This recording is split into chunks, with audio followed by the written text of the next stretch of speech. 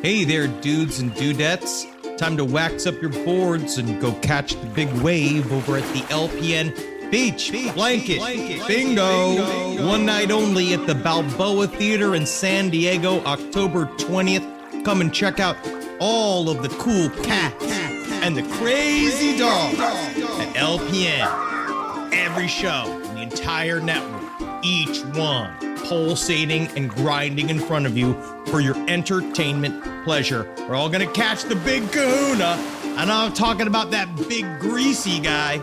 I'm talking about a wave. Ew, it's seaweed!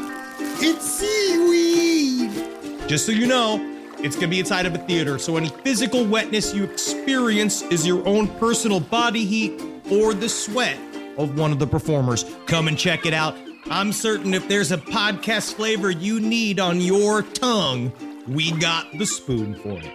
Beach Blanket Bingo, baby. Come on, girls, let's dance!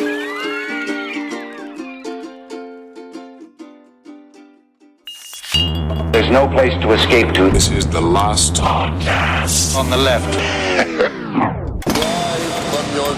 That's when the cannibalism started. What was that?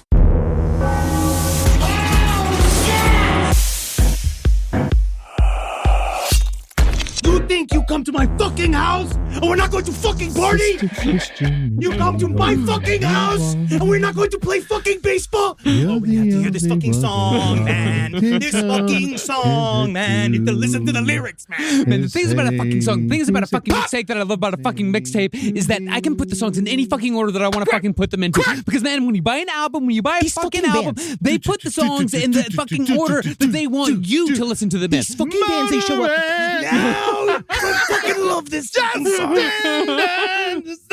God, I'm just right. This whole script makes me paranoid. Mr. Right. Just the script, you know when you have one of those dreams. I don't know if you've ever had one of those dreams where you're like truly either watching a crime being committed. I've had this happen, or you've I had a horrible dream where I watched my father kill a man with his bare hands. Right, fun, good way to start. Good to see him get out of bed. It's like, Daddy, you're doing so well. But you know, like when you wake up and you're like, just thank Christ that's not real. Yeah. Like thank Christ that was just an anxiety-ridden scenario. My brain Every just night. immersed me. Yeah.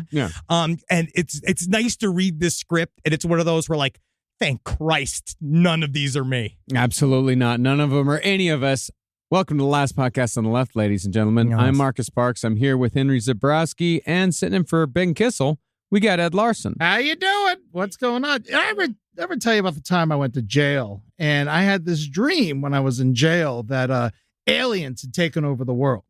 And the only way you could tell they were an alien is if they bled red or they bled green. If they were green, they're an alien. You had to kill them. Yeah. But they looked like humans. They looked like us. You know. Okay, And so yeah, I'm yeah, going yeah. around with my friend Tucci. Sure. And we're going around. We're trying to find out who's an alien, who's not. We go to her mom's house. She's acting all weird. We shoot her in the head. She bleeds red. Jesus fucking You know? Christ. And I wake up in jail, and I'm like, thank God. I'm so glad he's on the show. Just to remind you, Mr. Kissel is taking some time away from the show to take care of his mental and physical health, and that's why we got Old Bear sitting in. Because honestly, in terms of displacing water, Yes. you're pretty close. Oh my God, I love salmon. But He's people getting know me there. as a piggy boy. Yeah, I know. Of course. Oh, of I course. know. Yeah. I prefer you as an orangutan man. Yes, well, not according to the fans of last podcast when I get harassed in the streets and they call me Pigman and oink at me. Hey, again, that's our street team. Okay, how dare you come at our street team? So this episode, we are on to John Holmes and the Wonderland Murders, Part 2. Dose. So when we last left John Holmes, his freebase cocaine addiction had reached legendary heights. I feel like it doesn't take much to get to legendary heights when you're doing freebasing cocaine. Well, he taught his penis how to use a lighter. Yeah, it's incredible. It's like, look, no hands. As a result, he'd gotten himself caught up in the drug dealing game as a delivery boy for a group of murderous heroin addicts called the Wonderland Gang, so named because they lived at 8763 Wonderland Avenue.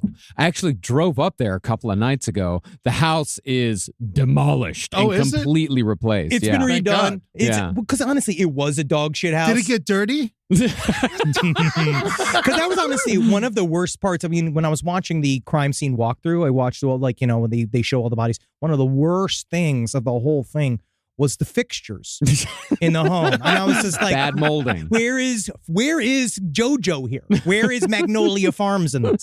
But no, it's a very creepy, narrow street to drive up there to Wonderland Avenue, right off of Laurel Canyon. It's up in the windy Hollywood Hills. It even felt strange. Like, I know that it's now very, very nice and very posh, but you still feel this like creeping sensation, like something bad can happen up here. It's also just weird because it's a bunch of mansions and shit, and it's just like this creepy apartment building in the middle of all of that. It's yeah. very strange. Have you ever spent time in Mulholland Drive at night? You should go.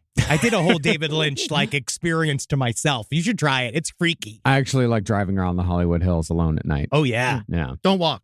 No. Don't walk. But the Wonderland gang wasn't John's only source for cocaine. He also fed his addiction through a lunatic nightclub owner and hard drugs dealer named Eddie Nash, who was, again, brilliantly and by all accounts, perfectly interpreted by Alfred Molina in Boogie Nights. Eddie Nash is a murder fist character come to life. We cover so many different stories within true crime, and like one of my favorite things is like the hidden kind of characters and all of the mishigash. And Eddie Nash is one of my favorites of all of them because strangely, he's a son of an immigrant. He's an immigrant himself. He's out here working hard. Yeah. And a lot of this is really about him expressing the American dream. Now, Eddie was a Palestinian immigrant whose real name was Adel Garib Nasrallah, and he'd arrived in Los Angeles in 1951 at the age of 22. As many do, he tried his hand at acting, but earned only a small role on a TV Western called The Cisco Kid that had very few gunfights, but lots of bullwhips. Hey, come here, fucker. Let me look at that screen. I don't fucking understand. Why am I over here and I'm small in there? Why the fuck? Why the living fuck am I over here and I'm this size, but I'm small over there?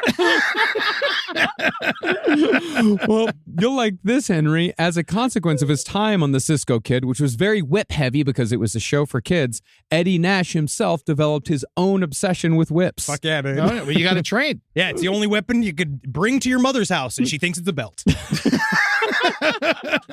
But after Eddie's acting career petered out, he opened a wildly popular hot dog stand on Hollywood Boulevard called Beef's Chuck. Yeah, dude. Oh, yeah. Straight into the hot dog business. Oh my God. Do you think he put like beef on top of the hot dogs? No, man. I don't know why he called it Beef's Chuck. Yeah, like maybe just like ground beef on top, like chili dogs. You've got to put beef in the name of the fucking restaurant or they will think this is some kind of turkey fucking bullshit. Because I also think that hot dogs, like, would you say health-wise, I think hot dogs do just about the same amount of damage as cocaine. So it's like he started in the illicit substance industry, and now he really graduated. God, I mention hot dogs once to the two of you, and it immediately goes to like it immediately goes to you guys just fucking fantasizing about hot dogs. I had a hot dog at the movie theater last night. Disgusting. That's actually quite disgusting. But you know what I've also realized when people talk about like calamari, they're all like, actually a lot of times it's like pig asshole. Sure. Right? What if it just turns out we as a country love pig asshole.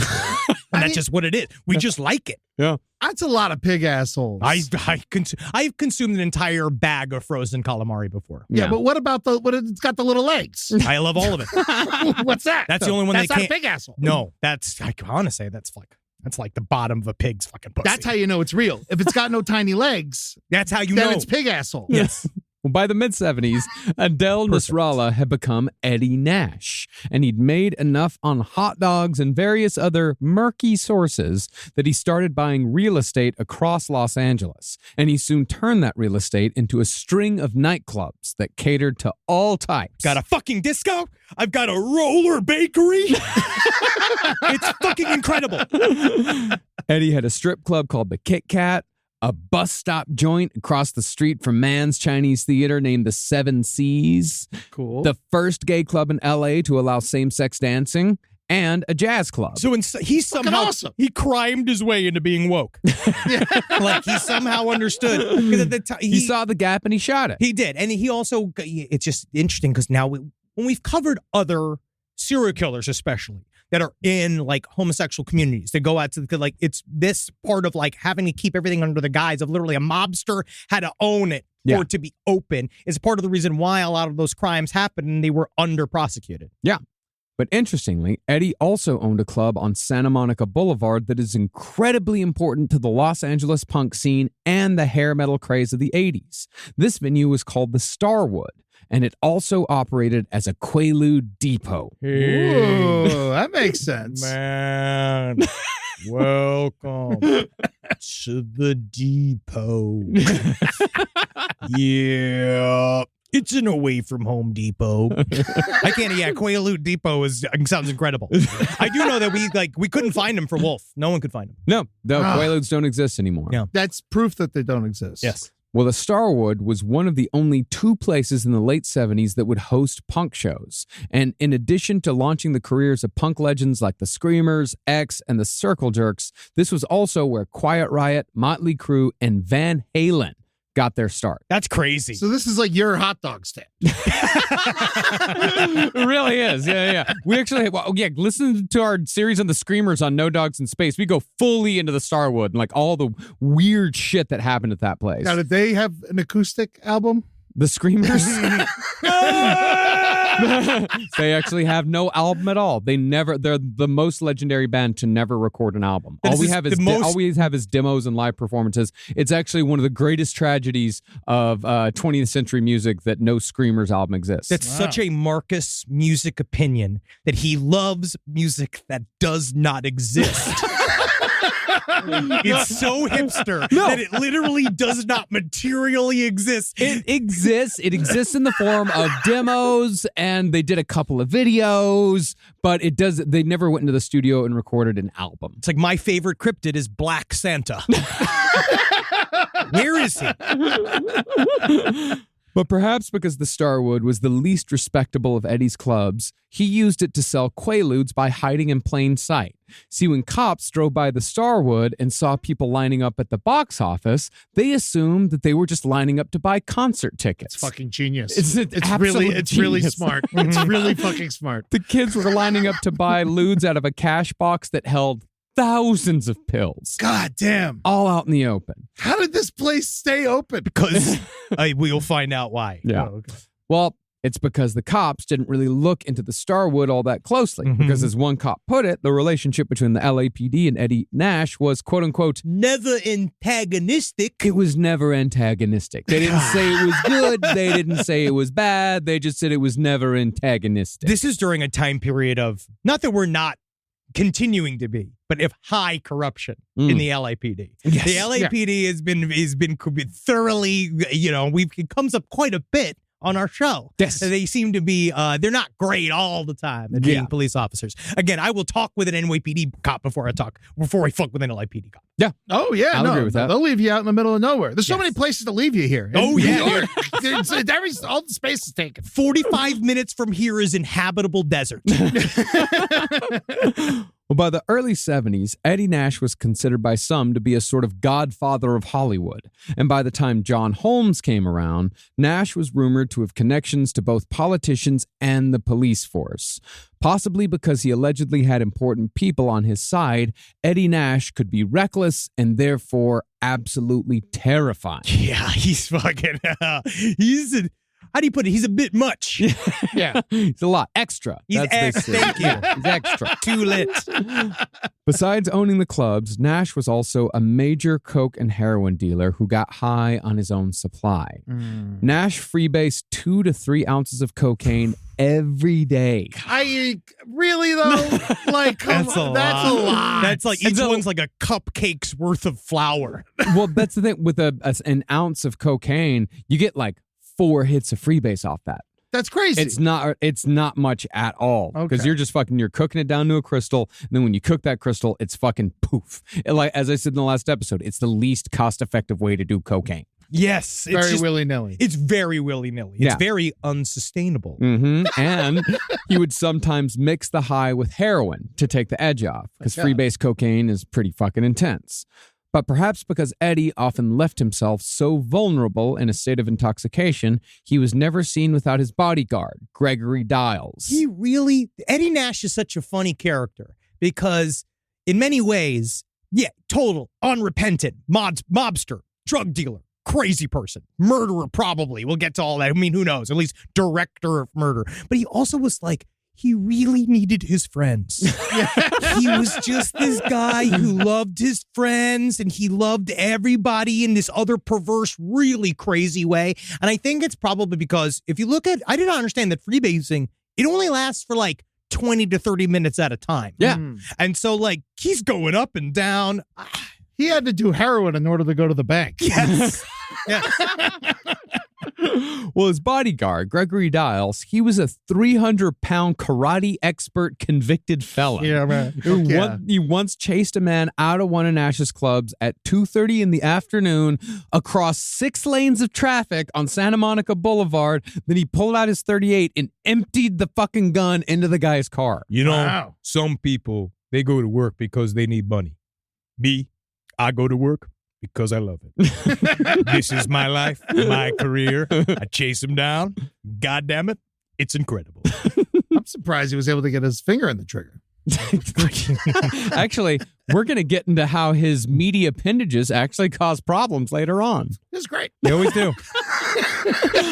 But because Eddie Nash apparently contained multitudes, he did have a soft side. If someone he knew was in a real jam, meaning not a drug jam, Eddie would help them out with all the generosity in the world. Sure.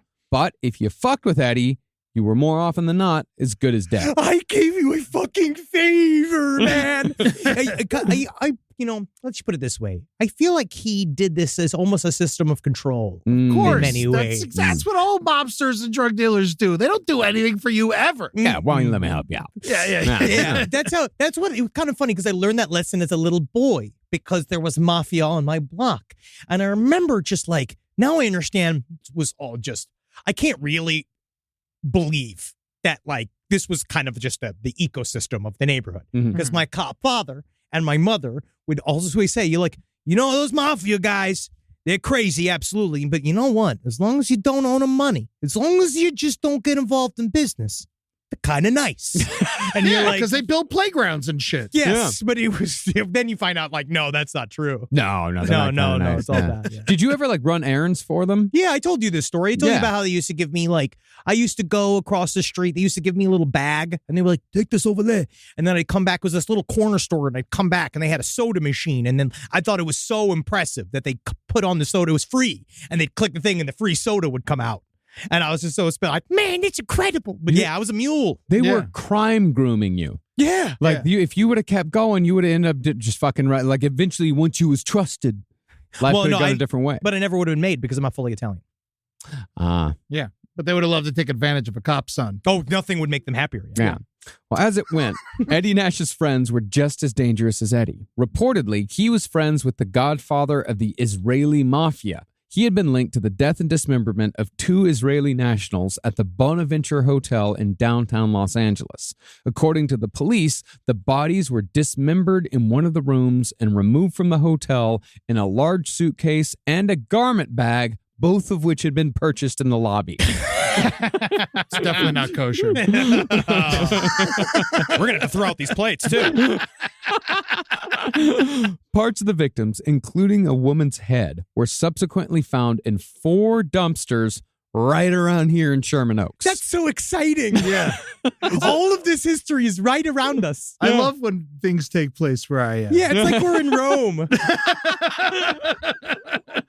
Now, Eddie Nash had become such a coked-up weirdo by the time John Holmes came on the scene that he hardly ever left his ranch house located in a cul-de-sac at the bottom of the hill that separates Hollywood from the San Fernando Valley. Great. This house was located not 5 minutes from 8763 Wonderland Avenue. And to kind of set the scene a little bit, is like these types of homes, LA homes are interesting because they look kind of like ranch style. But I Yeah. find that a lot of like LA homes sort of like expand on the inside, like when Yeah. you get in To the like back. especially in this neighborhood, Yeah. like it looks like a small house when you arrive, and then you open up the door and it actually kind of goes back into sort of a long, like kind of sprawling thing. And you can kind of see how, this is the beginnings of a great place for a literal mythical monster to live inside of. Yeah, because you can really fortify them really well. Oh, yeah, because you got one entry point. Mm-hmm.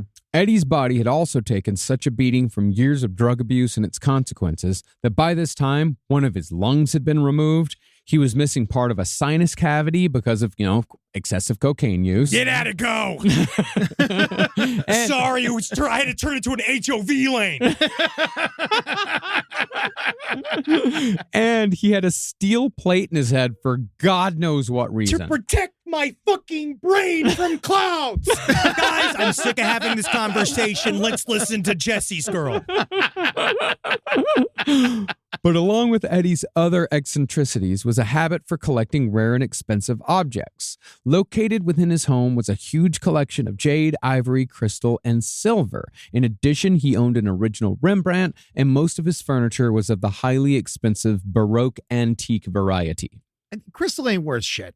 It's not. It's glass. Why is crystal still a thing? Oh my God. When I tried to sell my mom Schwarzkys, you should have seen the looks I got. Oh, yeah. No one gave a fuck. You bring all of your mother's precious memories to a man to sell, being like, listen, I'm selling all this.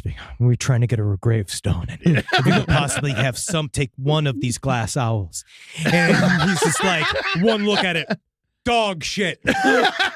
Throws it in the trash can. Here's 2 quarters. Like bounces it off your tits. Thank you. I don't know how Swarovski's a fucking scam. It's a scam. And the whole fucking place needs to be taken down. They've had it too good for too long. You can fucking email me, sidestorieslpotl@gmail.com, Mr. Swarovski. You're trying to take us down with the cease and desist. We were at the mall together. They're opening the new Schwarzky store. Which why a brand Who's this for? Who is this for? A new store? I don't know. You know what? I think when we went to fucking Disneyland over the break, there were fucking Swarovskis like in downtown Disney. Yeah. On the way into Disneyland. It's for Mimus and Papus. Yes. It's to be like, I brought you this is it. I bring. You know what I mean? Like you bring it's something you leave at a tombstone. I could always tell when my dad wanted the casino because there was a new Schwarzky in the curio cabinet. And that was literally, each one was an I'm sorry. But that is all to say that Eddie Nash had a pretty nice house. I'm sure. Or at least it looked nice. It looked like the old lady's house. It looked like a very dangerous grandma's house. Yes. With a bunch of firecrackers hanging around. And this was, of course, a great contrast to the absolute scumbucket of a house that contained the Wonderland gang. But entering Eddie's home would no doubt have given you the same sense of danger. The only difference was that Eddie Nash was just a little classier, even though he was still out of his fucking mind. Yeah. Most of the time, true to Melina's portrayal, Eddie wore a maroon silk robe and bikini briefs. Soon. And That's me. I can't. Soon. And he was almost constantly sweating from the drugs that were running through his system from the moment he was awake until the moment he passed out days later. It's time for my long Christmas nap. I've been awake since Halloween. Nash was also the type of guy who'd want you to do drugs with him as soon as you walk in, asking anyone who came by if they wanted a freebase cocaine from what we'd now call a crack or a meth pipe. He called this playing baseball. Come on, buddy. Hey, you want to play baseball? You want to go smoke some golf? Hey, buddy, have you ever played inside basketball? Come on, let's go. Because you know what it is about Eddie, too, is that, which we kind of understand, you know what it is how, like, he just wanted you to have a good time. This is what he likes, and so you must like it, too. Because he can't like freebasing cocaine as much as he wants to unless you're also freebasing cocaine. Yeah. Because you can then all talk about literally the structures of snowflakes again together for hours and hours. I also think he was maybe in a sort of drug dealer, maybe not conscious, but unconscious way of telling if someone is a cop or not. Maybe. Because I do think that, because we will, again, push back. Let me know if anybody's worked for any sort of narc unit. I would love to know. SideStoriesLPOTL@gmail.com. Undercover cops definitely do drugs. Oh, yes, Yeah, they do. they have to. But I don't know if they do something that extreme. I know Yeah. that they'll do a bump or they'll do something else to like Do take a anything to hit. save their fucking life. Yeah, I don't know, but I feel like freebasing cocaine is a step too far for a lot of police officers. It's pretty big. Yeah. Do you think he had something nicer than just tinfoil? Like, do you think like he had like a metal sheet or something? He had it was a big glass ball at the end of a small Oh, one of pipe, those. the small tube, the small glass tube. It was a crack pipe. Yeah, yeah, a yeah. fancy light bulb. Yeah, fancy light bulb. Yeah, Yeah, and you had the butane lighter. Before butane lighters could be bought at head shops. I'm sure he had a special order it from somebody. Yeah, Home but he Depot. had it. Yeah, I don't know if Home Depot was around back then. No, I think he had to fucking find that shit. Yeah. Is it weird? I feel like drug paraphernalia in many ways was both harder and easier to get during this time period. Yeah. Because they had a lot of open cocaine merch. Yeah. They had the cocaine spoons. You had the Coke spoon you could wear. Like in the movie, I remember during Wolf, we all had those things, what they call bullets. Mhm. There was Yeah. like a little like portable cocaine administrator that you could bring with you that you basically like flipped it over, tuck off the top, hit the bump, and then you put it back in and it keeps your little cocaine in it all the time. Or they had a little button on the bottom that would push it up and Yeah. you lift it that way. Yeah, and by the time we got of age, we had to deal with using our keys in a shitty bathroom in Yep. Brooklyn. Listening to the fucking Stripes. What is it called? The Strokes, the Monks, the Rivers. All of them. But after taking a hit from Eddie's freebase pipe, you might be invited to partake in one of Eddie's favorite pastimes, Russian roulette. That is also real, dude. Mao. Although partaking usually meant you just watched Eddie do it to himself while all of you were out of your fucking minds high. In many ways. Well, yeah, I'm glad it's not, you should be glad it's not you, but that's kind of almost worse. You can do a bunch of drugs and you just watch the guy who owns the house and he's just being like, la, la, la, la, la, la, la. He's like skipping around the house and then click. And then he does you should see your fucking faces, man. You guys are all fucking freaked out. That's what's so incredible about the Eddie Nash part in Boogie Nights album, because they distill everything that is Eddie Nash into like 6 minutes. Yeah. It's just like, should I do it? Should I do it? Should I do it? Ah! And then everyone's no. And then he just moves on to the next thing. He's just fucking guys. Because he's like laughing at them. You guys are all fucking scared and shit. That's hilarious. He's a showman. He was. You come to Eddie's house, you get a show. He's a comedian. There's fireworks, there's gunplay, there's whips.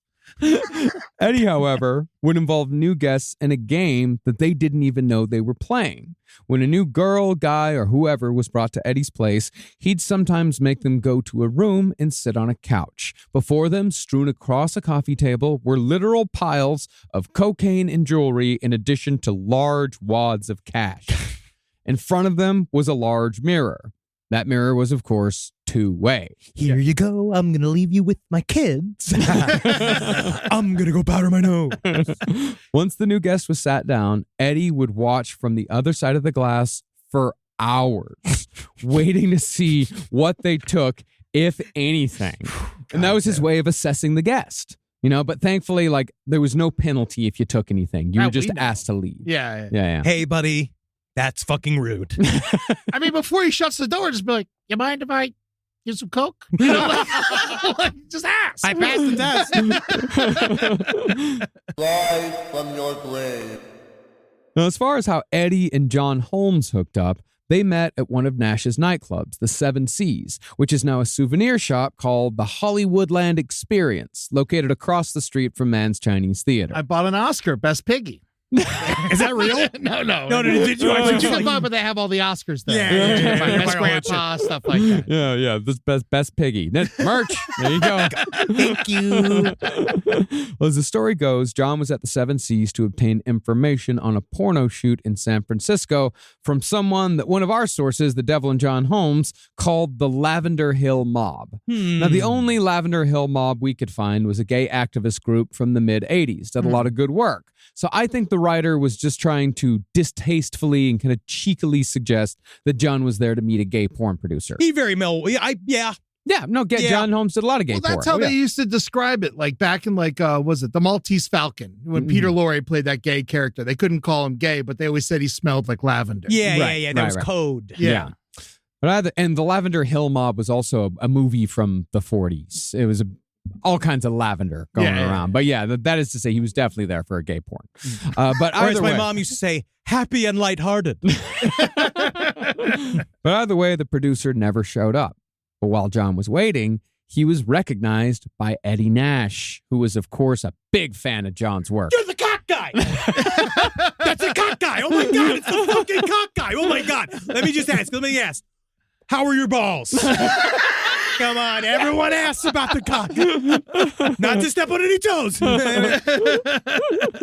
Now, naturally, Eddie liked showing off John at his clubs, and Eddie also supplied John with free cocaine in exchange for introductions to porn actresses. Yeah. Sometimes John would even pimp out his underage girlfriend, Dawn, to Eddie, telling him that Dawn was his niece from Oregon. She's in town. He would say, Doesn't make it better. No, God, no. But he would, because John had this weird thing If where, only Eddie was like, actually, that makes some sense. Yeah, of course you would. yeah, niece from Oregon. Oh yeah, Of course. Yeah. Yeah, he would tell Eddie Nash that Dawn was like, yeah, she's in nursing school. She's visiting here from Oregon. Yeah, you can have her. But at the same time, John would also talk to Eddie Nash about it's like, my precious Dawn, my precious Dawn. So there was a weird disconnect in John Holmes's brain when it came to Dawn and pimping her out, essentially. Not essentially. Yes. Explicitly Explicitly pimping her out. He pimped her out to a multitude, multiple people. She's like one of the few people in his life that was actually good to him. She was the only person. Well, I mean, Good to him. She his was his first wife- hostage. She was his hostage, and his first wife took care of him. Yeah, exactly. Yeah. But John Holmes is not a nice guy. Yeah, No, at this he's time, she's like 17. Yeah. Yeah. Now, John Holmes would later refer to Eddie Nash as evil incarnate again and again. But he also said that he and Nash called each other, they were brothers. Always brothers. Sure. That's what happens when you do hours and hours of freebasing with each other. You get overly familiar. Yes. It's again, the scene in Boogie Nights with Heather Graham and Julianne Moore in the room doing cocaine together for hours upon hours. And they're like, let's go for a walk. I don't want to leave this room. I don't either. It's that shit, you know? But the thing is about John Holmes and Eddie Nash is it seemed like John Holmes was Eddie Nash's friend just so long as Nash's psychotic behavior didn't splash over to John. Sure. Now, since of course. If you're just, you had kind of a fun idea of a friend. Yeah. For a second. Yeah, for a bit. But it ain't, in reality, not in the long very term. bad. Now, since John Holmes was close with both the Wonderland Gang and Eddie Nash, he began working as a middleman between the two dealers. This, of course, was the connection that set the events in motion that would result in the Wonderland Massacre. But this is what we talked about last week. Do you remember the theme of this entire series is that freebasing cocaine for days and days and years on end will eventually affect your decision-making process. It will. Like this isn't, because you can't, this is not a sober idea. No, you don't really think things through. Yeah. See, when it came to purchasing drugs, Eddie would take most anything valuable in exchange for cocaine or heroin. He would take gold, jewelry, guns, whatever. And as it happened, the Wonderland Gang had just come into possession of 3 extremely valuable and unique antique handguns valued at $75,000. That's $75,000 in 1981 money. Yeah, but this is not shit you could take to like a normal like fencing operation. This is like This is antique roadshow shit. This is like Smithsonian shit. This is auction shit. And, and that's what Eddie knew. He knew that these guns were so unique that if he even tried to resell them, if the cops caught wind, they're coming straight for Eddie Nash and his whole fucking operation falls apart. Yeah. But at this point, the Wonderland Gang was critically low on heroin. Ooh. They therefore pushed John to make a plea to Eddie because Eddie had a soft spot for John Holmes. Nash agreed to hold the guns. He kind of did a favor for John. No, never. It's never a favor. I mean, it's too late at this point. Yeah. Yes. He agreed to hold the guns and some gold for 7 days while advancing the Wonderland Gang $1,000 for heroin so they could sell the heroin to make money to buy more heroin. That is the Nigerian prince scam. That is the same thing. Being like, you don't worry, that's as good as money. Yeah. Yeah. Now, as I'm sure all you listeners are right now, John Holmes was somewhat confused by this nonsensical deal. But from what I can tell, it seems like it's kind of a pawn shop situation, right? Yeah. It's like, Eddie holds onto the guns as collateral, and then once the Wonderland Gang pays back the grand after they sell the heroin, then they get the guns back. Ed, do you feel like when you were Because you did light weed stuff and business. I sold weed in Tallahassee, Florida. Everyone went to jail already. We could talk about it. Now, did you ever barter? Barter? No, but like you'd get in situations where like people would give you weed or whatever, and they would want you to they want you to be in debt to them. Oh, sure. Because that's when they can really milk it and they can fucking bring up how much you owe, and they want to give it to a junkie who's gonna do it because then they could just milk the guy for all of time. Oh, and so it's just like it's a good thing. It's good business to do that, you know.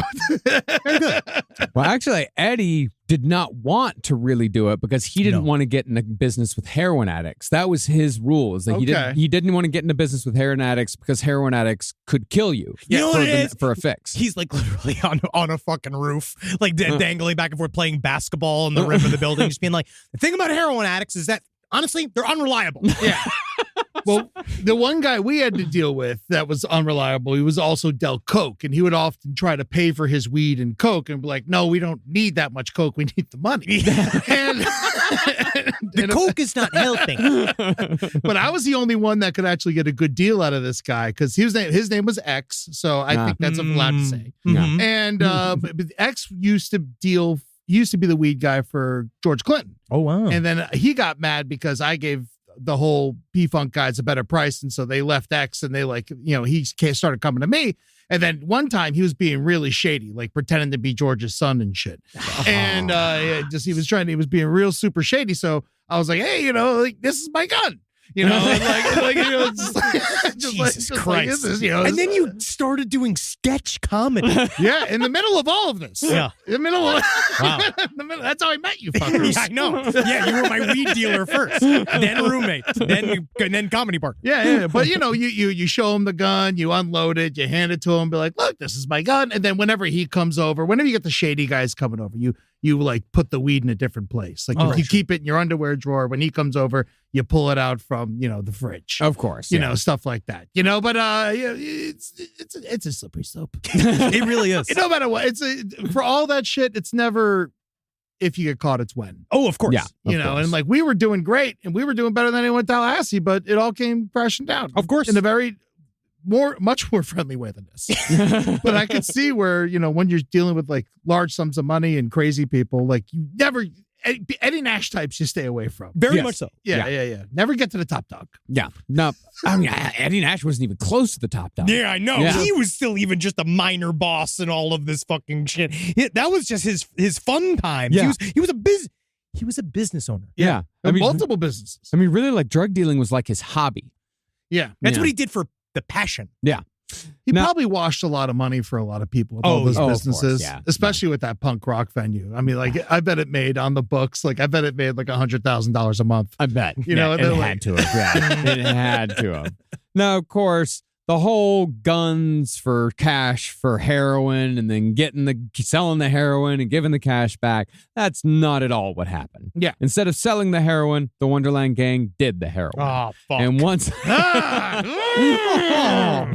and once that was gone, they started robbing people to continue feeding their habit little by little, saving none of the money for Eddie Nash. Now, days turned into weeks with no repayment. God, I just feel the tension. I just feel it. But that's the thing, is that none of it came from Eddie Nash. No, I know. He forgot. He'd forgotten about $1,000 means nothing to him. Nothing. Like nothing at all. That's an hour of coke. Yes. And in a drug-fueled chain of conversation, the Wonderland gang convinced themselves that Eddie Nash had sold their guns and was keeping all the cash. Like they had somehow created a situation in which they were the wronged ones. They were the victims here. Always. Now, John Holmes communicated the Wonderland gang's anger back to Eddie, but Eddie Nash wasn't worried. He didn't care about any of it. He didn't care about threats. He said, they don't even know where I live. Unless, of course, you were to tell them where I live, John. And they're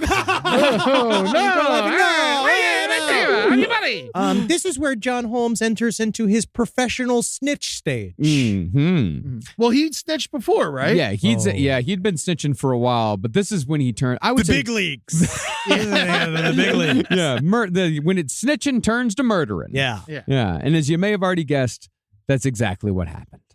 Now, there's some debate as to why John Holmes gave up Eddie Nash's location to the Wonderland gang. But according to one source, John had taken a cocaine delivery for himself and freebased it. Fucking good Lord. Yeah. I mean, I just What did he think was going to happen? have a coffee. Is there a coffee, some Tylenol? I don't know, man. I know it only lasts for a period of time, but it's like, because it's all like, you're doing it and it feels good for a second. You're like, and then that feeling, like I've even thinking about this is like it puts a pit in my stomach of like, it's all gone. The cocaine you were just about to bring. And then the 15 minutes of you being high is over. And then that feeling of just, oh no. Yeah. What do I do now? And then you just constant scramble for it. Well, this caused a problem with Wonderland gang members Billy Deverill and Ronnie Lanius, who were, if you'll remember, both murderers and desperate drug addicts. Yeah, they're just as crazy. His home team is just as crazy as the other guy he's running all this for. Yeah, but one has a yacht and the other one's got a rowboat. Exactly. Well, after beating John as a precursor to something much worse, Ronnie told John that he had to, quote unquote, make this right. And John, being the coward that he was, immediately thought about his friend Eddie Nash, the Wonderland gang's increasing vendetta, and all the valuables contained within Eddie's house. Oh, no. Should have been the last thought. I would have been like, small business loan. We do a GoFundMe. Yeah, but John, like some part of him was like thinking maybe Eddie would just fucking kill these people too. You know? You know Like, what? That's actually, I bet you at some I hadn't point. thought about that, but yeah. Maybe I'll just feed him to this guy. I'll feed him to Eddie. Yeah. Eddie'll make sure work of these guys. You know, like you can't beat Eddie, you know? But on the other hand, John also needed the money because he just made that documentary Exhausted and he hadn't paid the editors yet. And unless he paid the editors, it's that fucking scene. And we're like, we need the tapes to take to the record company so we can get the deal. And then we'll come back and we'll pay you for the tapes. But we can't pay for the tapes until we get the record deal. I am sweating. This whole thing is so fucking nerve-wracking. So John agreed to give up Eddie Nash's location under the condition that he would get a cut and nobody would get hurt. And so on the evening of June 28th, 1981, the Wonderland gang gathered around their breakfast nook to study blueprints of Eddie Nash's house that John either procured from the city or drew up himself from memory. Like they're fucking Ocean's 11. I'm going to go ahead and guess he drew him up. Yeah. Okay. Let me see if I remember. Okay, I know there's a door. And I know there's a couch. And I know there's a lot of cocaine. And I know that there's you could just see them all just kind of going back and forth and just being like, you know what we need?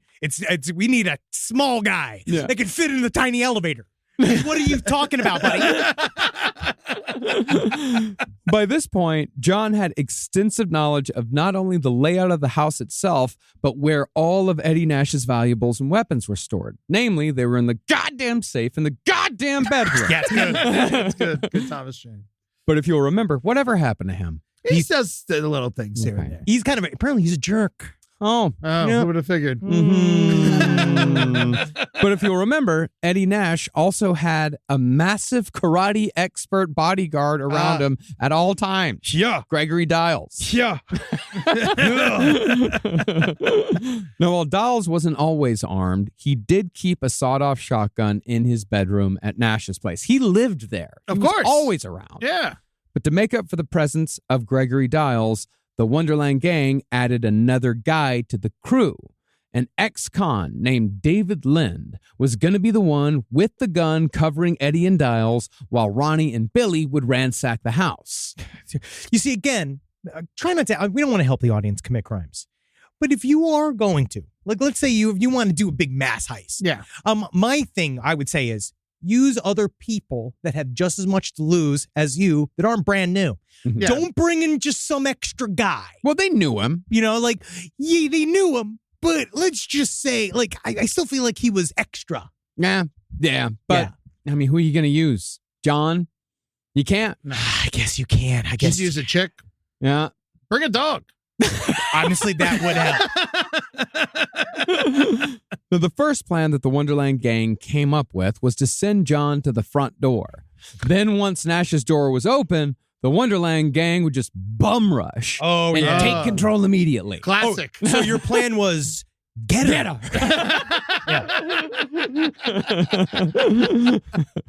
This is, of course, fucking stupid. And, and would likely end in a shootout with multiple fatalities. Yeah. Yeah. Instead, John suggested that he go over there to party and unlock the back door so the gang could take Nash by surprise in the early morning hours. This was the plan agreed upon. So John was sent to Eddie's house that night at midnight. They're like, fuck it, we got the plan. We're doing it right now.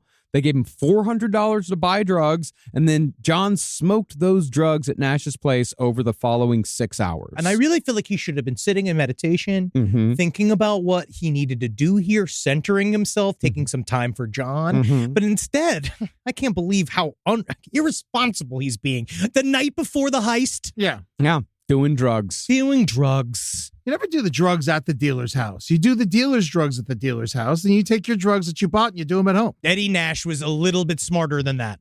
Yeah. Well, I mean, It was a drug restaurant. Yeah. Well, yeah. Well, that's what you do the first, I don't know, 24 times Yeah, you come yeah. to Eddie's house. And then after that, Eddie starts to get wise to your game. Yeah. Mhm. Because he just kicked people in and out. Yeah. Eventually, you were not allowed to come in. You'd be able to party for a while, but that's also was kind of weird about it. And then he was oddly, not forgiving, but he was oddly just being like what we said before. He wouldn't just immediately shoot you in the head. Yeah. Which is kind of nice. Yeah. And I hung out with a coke dealer once, there's even just hanging out with that guy, like there was a limit where like we went over to his place. Yeah. We started doing coke. And then at one point he was like, hey guys, just got to be honest with you. You got to start paying now. He's like, we can keep hanging out. I like hanging out with you guys. Y'all are fun, but like, you got to start paying for your cocaine. Yeah. Wow. Okay. Like, okay. And we did. That's Yeah. called fiscal responsibility. And that was the last time I ever did cocaine. Oh, Why? Because it was going to start costing you money. that was also my cocaine rule. I'm not paying for it. Yeah. Yeah. Yeah, that's a good rule. That's a good. No, I paid for it that night. It was just such a weird, scuzzy, scummy night. And it Oh, wasn't yeah. even like in New York. Like it was in Lubbock. Yeah. Like it was such a fucking weird, scummy, scuzzy, awful night. That after that, I was like, you know what? I don't need to be in this scene no more. Man. I'm just so glad. It's so crazy what you like will just end up in with drugs. You know, like Yeah. in Tallahassee, I had to deal with this guy named Zealy, and he was selling coke. We go over to his house. He throws 2 fucking phone books on the floor and then shoots them. You're just like, That's you his live on the game. second floor. Yeah, that was his game. He was having fun. He was trying to relax at it. Now, John claimed that he felt a bit of remorse over the plan while he was partying with Eddie Nash that night. And he claimed that he tried warning Eddie that the Wonderland gang was coming for him. But since Eddie was on day 10, by John's estimate, of a no-sleep binge, he didn't really process what John was telling him. He wanted Eddie to kill these motherfuckers. Or he never said anything. That's true. We Yeah. are listening. This is all recanting from him. I forget that this all probably lies. Yeah. Everything from John Holmes's mouth Yeah. is probably a lie. Yeah. Because he is. I just think that we'll deeper unpack it. Yeah. And so when all the coke that John had bought was smoked out of existence, John excused himself to go to the bathroom. But instead, he unlocked the sliding glass door in the back bedroom. What if his body was in the bathroom, but his cock unlocked the door? just snake around, being like, Why is my door covered in piss? "Go, cock. Go, be swift now. Go, fly, you fools." Well, John left just as the sun was coming up and arrived back at the Wonderland house to tell the gang, it's fucking time to go, boys. Problem was, though, the Wonderland gang was heroin addicts. So they'd spend all night doing heroin, and they'd all nodded off. Wrong drug. It took John 2 hours to wake them up. But once they did rise and shine, they sent John back to Eddie's house to make sure that the back door was still unlocked, following behind him in a shitty Ford Granada that was supposed to be the getaway car. And so after John snuck around to the back to confirm that the door was still unlocked, he yelled, quote, It's time. Go get him, boys. Jesus. Yep. That is Anything. like, Bark like a dog. Do anything. Like fucking like. it's time to rob Eddie Nash now. And that's him. That's what he said he did. Yeah. It's time. And soon after, the gang entered the house and found Eddie and his bodyguard, Gregory Diles, in the living room. They're in love. Gregory Diles and Eddie Nash were like in love with each other in many ways. I think they had a very comfortable domestic situation. Yeah, they were Like- basically like kind of a married couple. Gregory Diles would like make him breakfast and shit. And they Yeah. would like hang out and they'd eat on the veranda and have a nice time. And he's It's like, like living with a friendly karate bear. you know what it is, Gregory? There's just something about your gut that comforts me. I just love being near you. And God damn it, if you weren't my wife, I'd treat you like one. I describe him as more like a nurse who's willing to kill. God, I wish. That's all I want. Well, unfortunately for Diles, though, when the Wonderland gang rushed in, he was carrying a little tray that I didn't say what was on the tray. It was either like drugs or like it might have been Eddie's breakfast. Yeah. Oh, you know, it was that he had nice stuff, like a nice, like silver platter. And then like a little flower and a vase on it and a waffle with smiley face drawn on fucking cocaine on it. Just being like, that's how he likes it. A nice friendly waffle. Eddie, wake up, Eddie.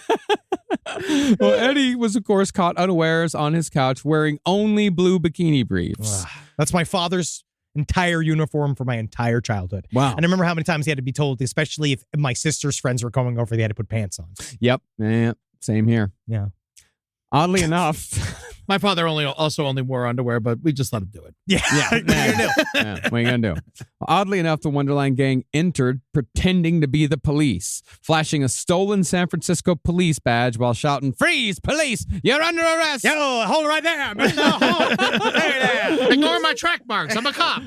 Police officer, no uniform here. Well, that really didn't seem all that necessary because David Lind, the new guy in the group, he was holding a massively imposing .357 Magnum. Get that goddamn Goddamn, dude. Now, Nash was brought to his knees immediately, while Diles was made to lay on the floor so he could be handcuffed. He was so massive, however, that they couldn't get the handcuffs There to we fit. go. Yeah. Yeah. Too fat to arrest. God, I love this. This What a hero. This comedy of errors continued when Billy Deverell went to help but tripped and fell into David Lind. And David Lind, who probably didn't have the best trigger discipline, accidentally fired the gun. Jesus. Oh, jeez. Now, the bodyguard wasn't technically shot, but the .357 was held close enough to his body, and the discharge was so powerful that it caused powder burns that were deep enough to cause bleeding. Because you know, Damn. he's been like, I'm shot, boss. Mhm. I'm shot, boss. And he has to like, you're all just total insanity. Yeah. Yeah. Finally, though, the gang got the handcuffs over the meaty wrists of Gregory Diles. Then they threw a rug over his head so he couldn't see what was happening. I don't know why. I don't know why they so he could why did Quick, get the rug. Throw it over his head. He's already All in right, handcuffs. next. In many ways, bodyguards are like canaries. If we just put it, listen to me, listen. This isn't the heroin. He will go to sleep. See? I fucking knew they'd use his one weapon against him. With the bodyguard out of the picture, they took Nash to his bedroom and told him that they wanted the goddamn code to the goddamn safe. Now, Nash refused at first, but when the barrel of the gun was forced into his mouth, he fucking broke. He started sobbing, and he told him immediately what the code was. Oh, yeah. Now, for a bunch of drug addicts, the haul contained in the safe was incredible. Inside were 2 massive Ziploc bags of cocaine, Wow. a ton of jewelry, All a right. pile of cash, and thousands of Quaaludes in a cash box that was no doubt bound for the Starwood box office. You know what? If I saw that amount and I was about to rob somebody, I feel like just the amount alone would be like, oh no. Yeah. Like this might be too much. But you've already started. You just- It's already honestly, going. Here's some advice to our listeners. If you find yourself in this scenario, leave half. Leave half? Just leave some. You think so? I say just move to Cleveland. Well, like, Cleveland, they're going to find you. He's going to find you no matter what. Yeah. So I'd say leave half. And maybe he won't be as mad. It doesn't. No. You still die. Yeah. You still die. They're already dead at this point. Yeah, you just take it. Yeah. Further searching the house, they found a laboratory vial full of heroin in Eddie's dresser, Gregory's shotgun in his bedroom, and of course the antique guns that had started this fucking mess in the first place. Don't you touch my fucking muskets! Still not happy though, Ronnie Lanius, who, if you'll remember, had 30 possible unsolved homicides under his belt when he died, he held a hunting knife to Gregory's throat, demanding to know where the rest of the heroin was. But even as Ronnie began to draw blood, Gregory refused to tell him, possibly because there was no more fucking heroin. Or a rug over his head. You take the rug off my head, I'll tell everything you want to know. It's a trick. It's a trick. It was at this point, though, that the rest of them told Ronnie that they had more than enough. So they escaped to their shitty Ford Granada, which took them back to the Wonderland house 5 minutes away. 5 minutes away. Job done. Yeah. Base. I'm back at base. Let's start our day. The whole thing was over and done with by 10 a.m. And of course, John Holmes was waiting back at the Wonderland house, almost giddy with excitement to see what the haul was, and therefore how big his cut was going to be. See, the agreement beforehand was that the three guys who went in to pull off the robbery would take 25% each, while John and the driver would split the last quarter. Okay. Pretty standard for a robbery. Predictably, though, the Wonderland gang ignored John when they returned and walked right past him to the back bedroom to take stock of the loot.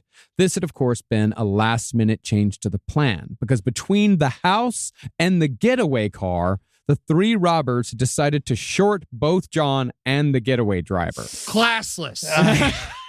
Utterly. Where's the respect? Where's the respect for the game?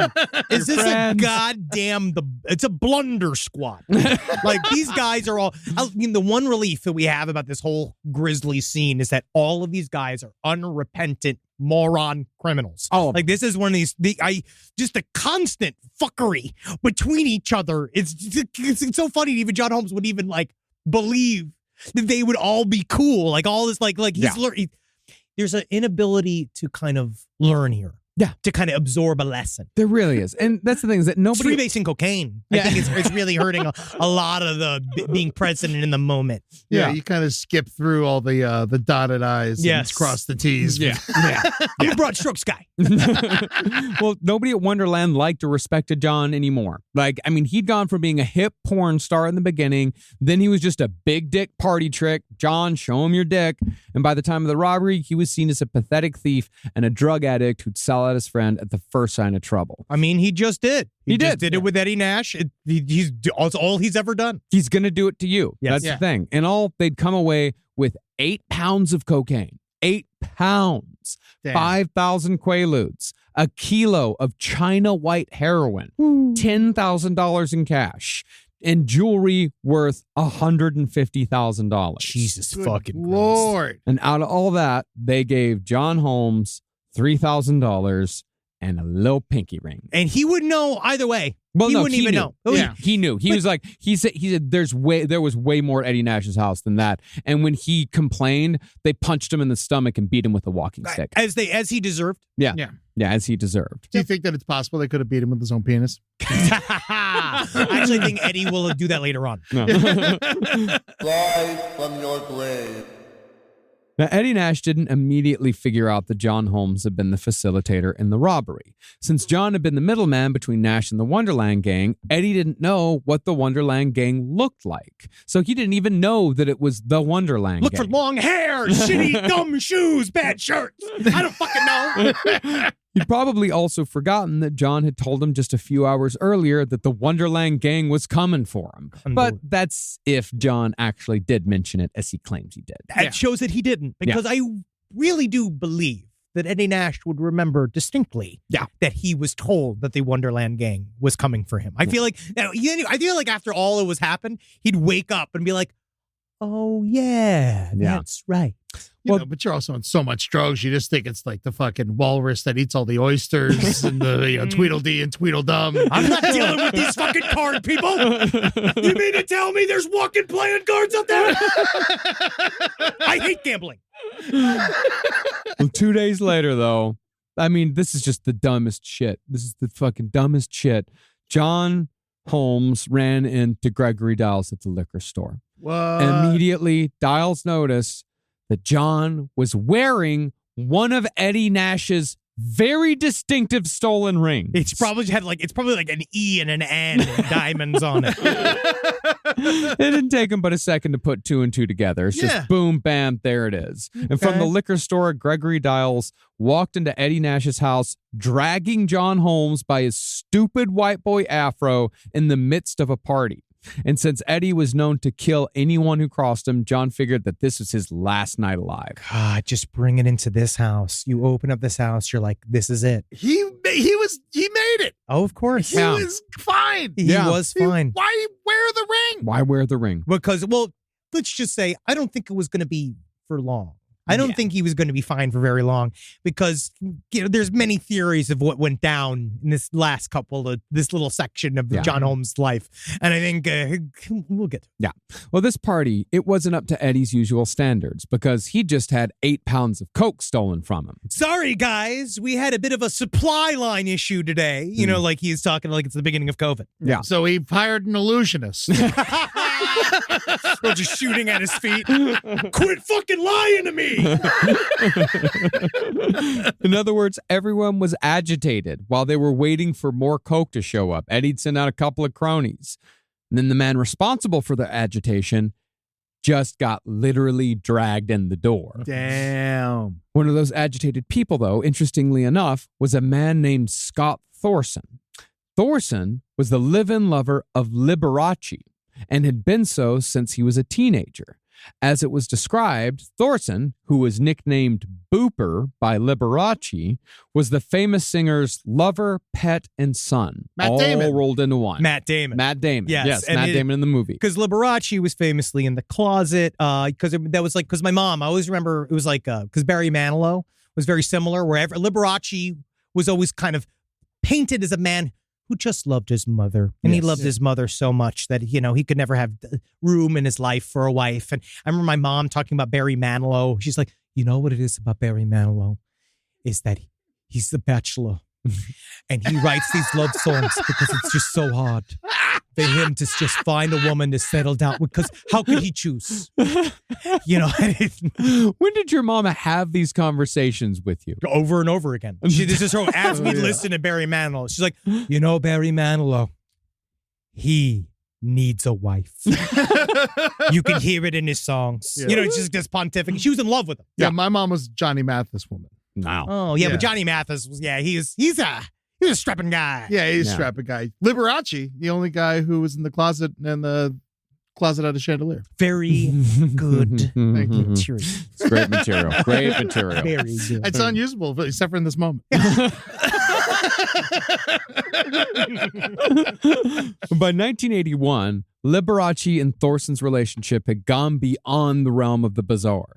See, a few years earlier, Liberace had ordered Thorson to get cosmetic surgery because Liberace was aging, and Liberace wanted to preserve his own face on Thorson's face. I've been trying to get Natalie to let me do this procedure to Wendy. Because I am aging. Let's just face facts, all right? I went and I got a facial for the first time. I've never had one of those before. And the woman, it's the first thing, she came down. She's smushing my fucking meat around. And she's like, I can't help but notice to see you're losing elasticity. And I was like, I'm gonna fucking snap. If you want to, literally, yes, you're right. I am gonna snap. And then it's true though. But so one day, Wendy will look like me. That's terrifying. Yeah. But, also comforting. Yep. Shaving her. Completely shaving it. No, what are you talking about? Your hair or your... That's true. Well, in order to get this procedure to put Liberace's face on his face, Thorson had to lose 30 pounds, so a crooked doctor prescribed Thorson a cocktail of drugs that included pharmaceutical cocaine. The procedure was kind of a success, but Thorson was left hopelessly addicted as a result. And as it just so happened, when the bodyguard burst into Nash's house with Holmes, Eddie was in the bedroom freebasing with Scott Thorson. Have you guys met Liberace's pet? Well, by the time Nash exited his room, Holmes had been sat down in a chair to await his fate. Now, Eddie Nash alternated between screaming and sobbing. You're fucking me up here, man. You're just fucking me up. I trusted you, my friend. I love you. I fucking will kill you. It's a great party.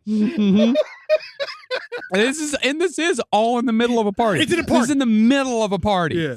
And Nash was so out of control that he pulled out his own .357 and he smacked John in the mouth with a barrel. He busted his lip.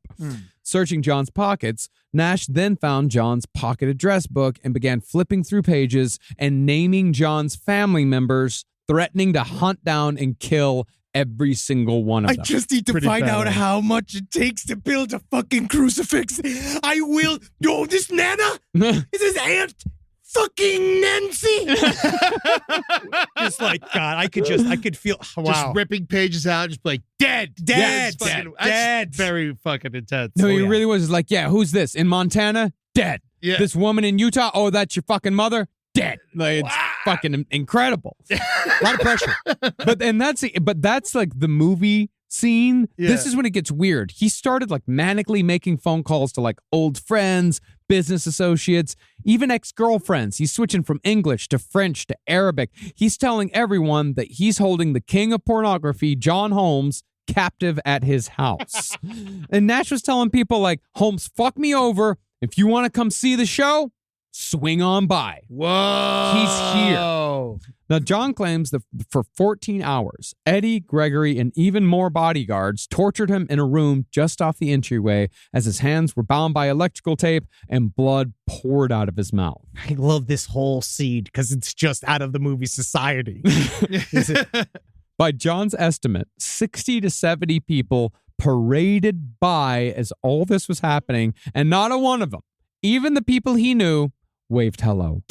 Yeah, no one said hi. No one said hi. No one said hello. How you doing? Oh, John? John, hello. Hello. Nash, got your tongue? Here, however, is where things get murky. John, of course, gave up the Wonderland gang. But after the torture was over, John claimed that Eddie gave him a direct order to return to Wonderland Avenue, saying, quote, Bring me their eyeballs in a bag. that's a pretty good line. That's pretty good. If John accomplished this, Eddie said, all would be forgiven. It's like that. It's just like that. That's it. That's all you gotta do. That's all you gotta do. That, however, is not what John told his wife, Sharon. That's what John said in his autobiography. Now, Sharon hadn't seen John for about 3 months by this point, but at 3:30 a.m. on July 2nd, the night of the Wonderland murders, John Holmes showed up on her doorstep with his clothes ripped and his entire body covered in blood. Now, John claimed at first that he'd been in a car accident, but when Sharon tried administering first aid, because if you'll remember, she was a nurse, she found that he had no cuts or abrasions. This also refutes John's story that he was tortured. It was more of like a theoretical car accident. You know what I mean? A philosophical car accident.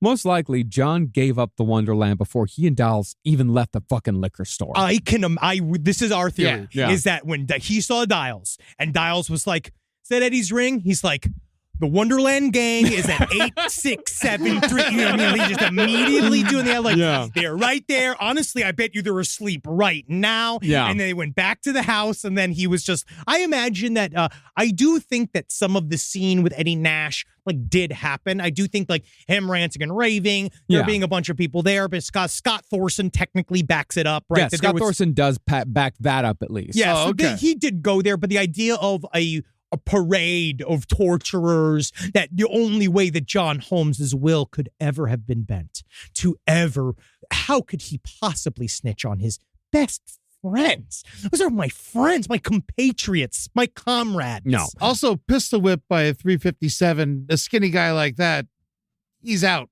It's right It's there. done. It's like Right getting there, hit with yeah, a police yeah. baton. Yeah, Yeah. it's done right there. Yeah. Well, as Sharon later told it, John told her that he told Nash where the Wonderland gang lived and how to get there. He just told her. I'll yeah. drive you. I'll drive you down the street. 5 minutes. You wouldn't believe how fast we got back to our house after robbing you. Honestly, take a bike. Nash then sent John with 3 men over to the Wonderland house to get revenge and retrieve Eddie's loot. According to John, as one of Eddie's guys held a gun to John's head to make him watch, the other two made sure that the revenge murders were as brutal as possible by beating all but one person in the Wonderland house to death with steel pipes. The only one who survived did so only by the grace of God and still had such severe brain damage that she could never testify as to what happened that night. That whole scene, if you go, like, not to, it's really fucked up. Yeah. But if you watch, there's a whole walkthrough of the crime scene. These guys got it's more than a horrifying. hit. It's more, it's absolute. It's a message. It's utter revenge. To everybody. Yes. To the entire city. Yes. Yeah. The Wonderland gang had been so thoroughly beaten that the steel pipes threading had been imprinted on their skin and even on their bones. Damn. On their bones! On their bones! Yeah. Their faces were completely unrecognizable, and their heads had been bashed in with such fury that chunks of brain were stuck to the ceiling. There was so much blood that homicide detectives later described it as appearing as if someone had taken buckets of the stuff and thrown it all over the walls and carpets. The only evidence linking the crime to anyone was, of course, a bloody palm print left by John Holmes Jesus fucking Christ. in the room where Ronnie Lanius's body was found. Hey, look at this, Detective Martinez. I see this kind of line in the carpet here. I'm pretty certain. That's a cock trail. Holmes, however, told an entirely different story in his autobiography. No way. He said that Eddie Nash forced him to return to the Wonderland house after the murders to set him up for the massacre. Oh, yeah. John claims that he did what he was told and walked through the crime scene. And indeed, his account of the crime scene in his autobiography is incredibly graphic. He said that a trail of blood led from the door to the master bedroom, and John claimed that when he walked in, a long shape was twisted in the sheets. The body was intact, but the head was split open and the face was pulverized into a mush. God damn. Based on the clothes and hair, John recognized that the body belonged to Ronnie Lanius. My best friend. My Ronnie. That was my Ronnie. We'll never find out if he killed those 30 people. I can't believe he committed suicide like this. John then walked up the stairs where he found the owner of the home, Joy Miller, lying on the ground in the house coat she always wore. This was the only thing that identified her, because her face, as John put it, looked like it had gone through a shredder. As far as Billy Deverell went, it appeared to John as if his brains had literally exploded. That's how hard he'd been hit. Nothing remained of anyone's head. This is how John wrote it. Yeah. He said everyone's head was just slime. God damn. He estimated everyone had been struck 40 to 50 times, but I don't know what forensics John Holmes is pulling on to come to that number. I actually believe him in this situation because he's not creative enough to give him a metaphor. Yeah, it really is. Yeah. He didn't get a creative fiction like a doctorate. So you think it was Giles that did this? Probably? Dials. Dials. Yeah. You're thinking of Jay Giles' band. Yes. Yeah. He always is. Most likely, yeah. Most likely it was Gregory Dials and like two other guys. Because Yeah, Nash had guys. Yeah. Yeah. Because honestly, also, I wonder if, Gregory, I don't want you to get your hands dirty in all this. All right? You're my friend. They put a rug over my head. I know. Okay? But you're my very, very mean butler, best friend, and husband. Okay? So we need to hold this together. Yeah. And it's also, Henry brought up this possibility too, is that it's possible that they may have made John Holmes kill one of these guys, or at least bash him in the face a few times. My theory is that at one point, because he had a bloody handprint on a bed, right? And what it looked like was that he was bracing himself to probably strike something. It was like literally, it was a weight-bearing thing. He was over a bed over one of the victims. So I think that what Ronnie they probably... Lanius. This Ronnie Lanius, I think that what they did was that at some point, they were like, now you're going to take a swing. They were probably all already dead. Yeah. And he's like, now you're going to do it, so now you directly are involved in this. Or they just grabbed his fucking hand and put it in the blood and put it on the wall and said, we're leaving. Yeah, exactly. Yeah. To frame you with literally being like, we're going to put this all on fucking you. Mm-hmm. We're going to make it look like you were a serial killer and that you fucking had a freebasing breakdown and you killed all of your buddies in a scheme of your own. Yep. Now, it was an open secret amongst the LAPD Vice Squad that John Holmes was running drugs for the Wonderland gang. But if you'll remember, John was protected because he'd been an informant for the pornography squad. Even after the murders, though, John's contact was still reluctant to give him up, even though it had been years since he'd provided any information. It soon became obvious, however, that John was no longer the high-rolling snitch that he once was. And see, the bodies were found by of course, it's a guy who's coming to mow the lawn. These poor guys. Yeah. It's like it's always that. It's always a a guy. jogger. Yeah. It's always somebody who's literally getting too old for this shit. Yeah. That shouldn't have to be pulled into one last traumatic crime scene for the rest of their lives. Yeah, he just looked in the window and saw a bunch of dead bodies and a bunch of blood. They're trying to figure out, okay, like what connections do we have? Like, okay, this is the Wonderland gang, and one of them's like, so I think I know a guy who runs drugs for these people.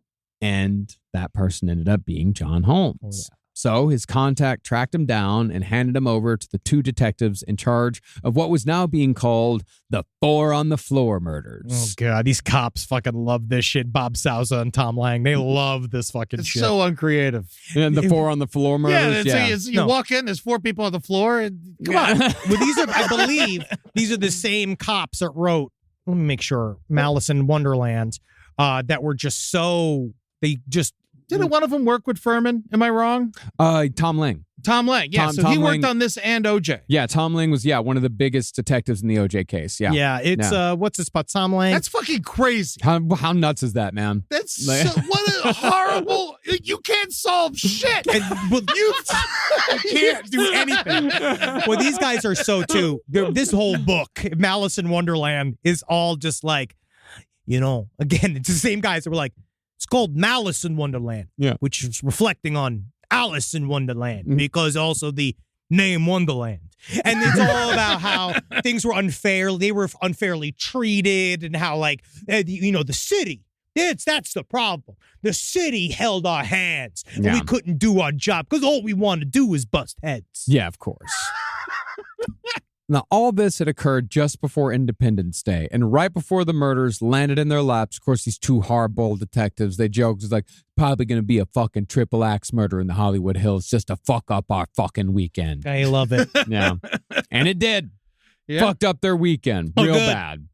They were now in charge of the biggest LA homicide case since the Manson murders. This thing blew up. Of course. Now, once John was brought into custody, he said that he was ready to lay out every illegal connection he knew about in the entire pornography industry. I once met a guy from a bodega who was selling milk at $4 when it was supposed to be nationally priced at $2. What else do you need to know? Who else can I flip on? Isn't pornography legal at this point? No, it's still. Yeah, it is. It is legal. Yeah, it's legal at this point. So he's got nothing. Well, no, but it's still also like run by the mob in a lot of cases. Not in every case, but like it's a lot of mob money that's rolling through pornography. And he said he had information on mafia connections, money laundering operations in New York, Chicago, Miami, mob-related arsons. He said he knew of a former Chicago hitman who had retired to oversee porn productions in Los Angeles. Just anybody who wasn't nailed down. Yeah. The only thing that Holmes refused to talk about, though, was the Wonderland massacre itself.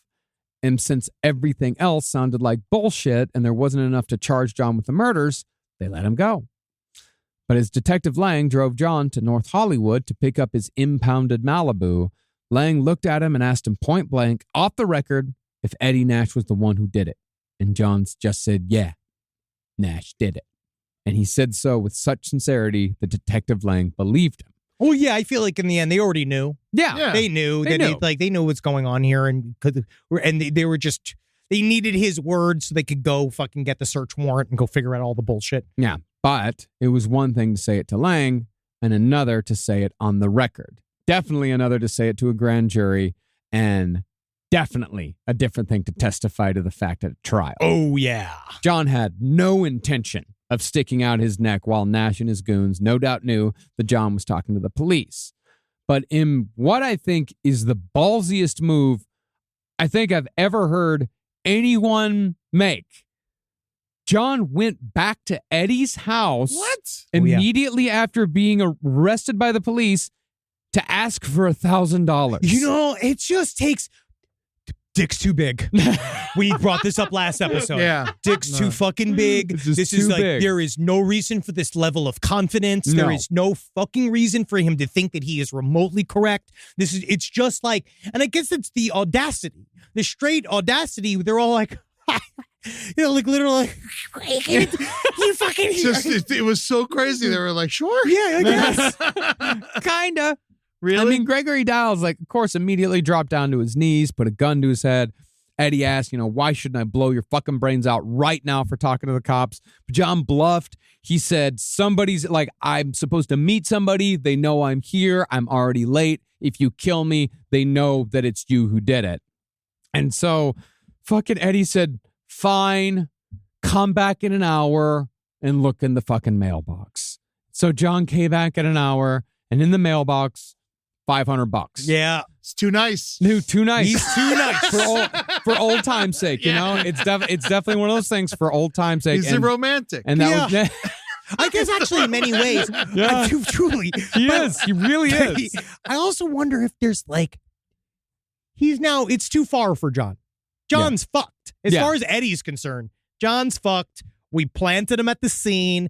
Everybody knows. At this point, like, I'm actually fine. Yeah. Because I'm only tangentially connected by you, a freebasing moron that is like talking to all these people where like, I got here to this point of success in America by not being a fucking moron. Yeah. And I'm faced with one. So yeah, I'll give you fucking $500 because I've already fucked you. Yeah. Like, this is already done. And not only that, but John was asking for this money so he could leave town. Sure. And, he's like, man, just give me the money. You'll never see me again. No one will ever see me again. I'll never testify. The cops will never find me, so on and so Blah, forth. blah, blah, blah, blah. Yeah. And John used the money to skip the state of California with Dawn. Unfortunately, Dawn's still in the picture at this point. Jesus.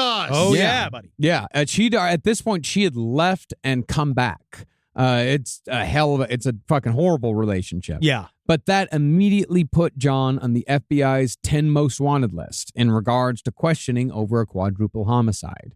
Eventually, the cops tracked John to a shitty motel in Miami, and when he opened the door, he was still half pretending to be Johnny Wad. He said, quote, I've been expecting you. what a fucking Shit. asshole. To the cops? Yes, Oh, yeah, to yeah. the cops. Technically, that's what David Berkowitz said. Yeah. How did it take so long? What took you so long? What took you so long? Now, John was tried for the Wonderland murders, but the only evidence against him was the bloody handprint above Ronnie's bed. They had to try to convict someone, and John was all they had. Oh, yeah. But all the bloody handprint proved was that John was at the scene of the murder either during or after the act. And that was actually the argument they made. It's like, yeah, he was there, but why aren't the real perpetrators here? Why isn't Eddie Nash here? Where? John was there, yeah. And yeah, he made some mistakes. He's not the best person. I wouldn't be friends with John Curtis Holmes. Neither would you. But does that make him a murderer? I mean, that's a great public defender. I imagine it was a public defender. Definitely a public defender. It actually turned out, it's like for a long time, people were like, because we can't find the name of the guy. It turned out that the public defender was just his dick in a full suit. In a suit. And he had a law book. He put a little afro on him. Yeah. Just like his own little afro. It was fun. Yeah, just always with an O face. And I too am surprised by these actions by John Holmes. Well, based on this reasoning and the paltry amount of evidence, Holmes was found not guilty. But even Not guilty. Not guilty. But even though his entire defense was Eddie Nash did it, Holmes refused to testify before a grand jury to that fact because he believed that his life and the lives of his family members would be in danger if he did so. That's a credible belief. Yes. Yes. Eventually, though, Eddie Nash was arrested on drug charges. In fact, he had 3 raids upon his house. Every time turned up massive amounts of drugs, money, weapons, but Eddie was rich enough where he paid his bail every time. God damn. What finally kept him in jail, though, were charges of racketeering, arson, and insurance fraud. Insurance fraud is where they definitely get you. That is where they get you. Always. Tax evasion, any of that. Do you think he made like an insurance claim on the raid? You're like, That's a business asset. That's a business move.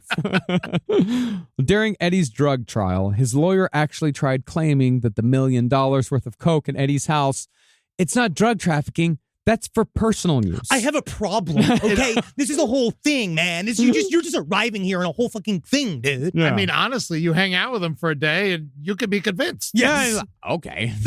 Oh, wow. He buys in bulk. Even during that trial, Eddie would sneak out to his car to freebase. Damn. Then he'd take some Quaaludes to calm himself down, and then he'd go back to his trial. You know what it really is? It's the rat race. I am sick of it. It's just the idea of going into court high on cocaine and then, I guess, slowed down by a Quaalude in the middle of all of this shit. I mean, I don't know. It's just altered. It's just where you can completely, I guess, ignore everything that's going on and just stare at the fucking table for the next 6 hours. Yeah, because you say anything, you're fucked. Yeah. So So you have to kind of put yourself into an in-holding position. Yeah. That's what they say. Most defendants are given tranquilizers during the trial, so they won't react to anything. I want some fucking Xanax. Oh, man. yeah. Yeah. Eventually, Eddie Nash was sentenced to 8 years in prison for the drug charges, the racketeering, arson, all that shit. But not bad. But after just 2, his sentence was reduced and he was released as time served because he had a sinus tumor that needed to be removed. As the judge put it, quote, I wouldn't want to be operated on in San Quentin. Yes, it's terrible. Eddie, I love you. I need you to be doing well because, honestly, if you're not doing well, I'm not doing well. Eddie Nash, however, completely turned his life around. Yeah. He never returned to crime. At least he wasn't caught for it. Yeah, at least he said he was reformed. Yeah, he was never caught again. Yeah, but he was also completely broke because his fortune had been wiped out by his daughter of all people, who scammed him out of millions of dollars through this huge. I can't even get into it. It's a fucking massive scam all on its own. But Eddie eked out an existence for the time being. Wow. Oh, yeah. It comes around. What happened to Dials?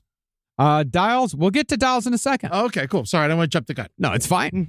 As far as Holmes went, though, he served 11 months on an earlier theft charge, plus 110 days for contempt for refusing to testify against Eddie Nash. The theft charge was he had stolen a computer typewriter worth $8,000, and then a cop found it in his car, and he told the cop that he found it in a dumpster. This guy is I just think he's not bright. No. Yeah. He didn't even probably know his computer. No, yeah, absolutely not. It was a computer. Yeah. Computer. Well, John Holmes was finally released in the early 80s with $100 and a Volkswagen Beetle that was given to him by his lawyer. Now, that's a good lawyer. Yeah. John used that Beetle to drive directly to the home of one of his old porn producers, Bill Amerson. Bill Amerson was actually the guy on whom the character of Jack Horner in Boogie Nights was based on, the character played by Burt Reynolds. Is that big fat guy? Yeah, it's that big fat guy. It's that big fat guy. Well, John had worked with Bill quite a bit since John's introduction into the porn business in 1969, but they'd of course fallen out when John's drug habit blew up everything. But in the years since John had completely dropped out of the business, Bill Amerson had formed a production company called John Holmes Productions without John's knowledge or consent, because porn performers were paid day rates no matter how famous they were. They had no ownership over their work, their image, anything. And there was no big deals. No.